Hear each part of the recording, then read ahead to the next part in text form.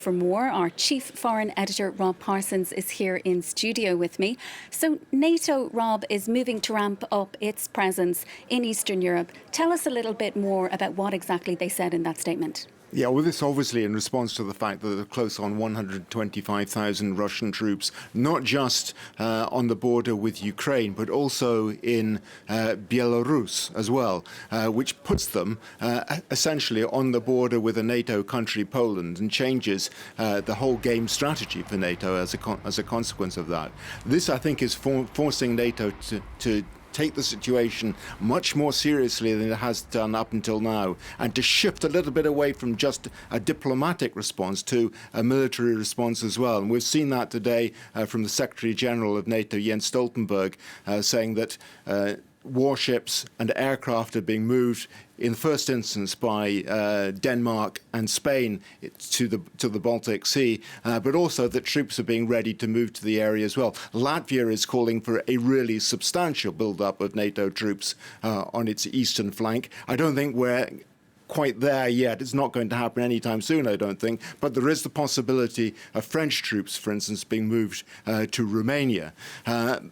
This at a time of growing tension. You mentioned the Russians saying that this is information hysteria coming from the West, from NATO, and just trying to create an excuse, in other words, for beefing up its own military presence in the area.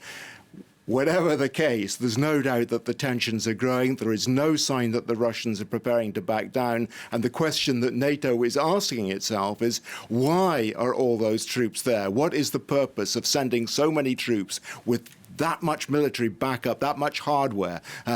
All the possibilities, all the elements required for an invasion, if you're not planning an invasion.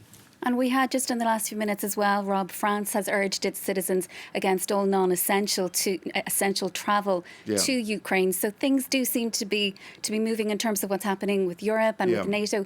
Also, the US, we're expecting an announcement perhaps from Joe Biden about troops being sent to Eastern Europe also. Yeah, I mean, there's no doubt that lots of things are happening all at once, including the fact that the Russians are about to start naval exercises just outside Irish territorial waters, which is something that has the Irish very alarmed as well. But yes, you're right, the French are considering pulling non-essential diplomatic staff out of the Ukrainian capital, Kiev. The British and the Americans doing exactly the same. EU, for the moment, as a bloc, holding fire, waiting to see how things develop. But you refer to the information coming out of the United States from a meeting of senior Pentagon officials and Joe Biden at Camp David over the weekend, in which it does seem that the United States is moving away from an emphasis purely on diplomatic response to the Russian position towards a more assertive military response as well. Joe Biden apparently suggesting that he's ready to move anywhere between 1,000 to 5,000 US troops to the East European border with Russia, and to increase that by tenfold if things start to deteriorate.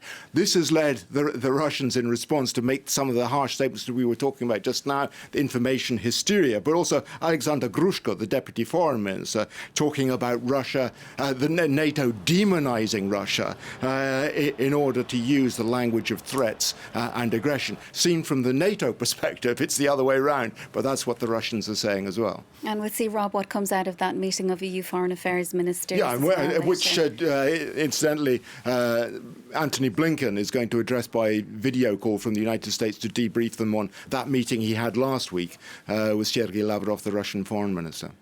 OK. Our Chief Foreign Affairs Editor, Rob Parsons, thank you for that.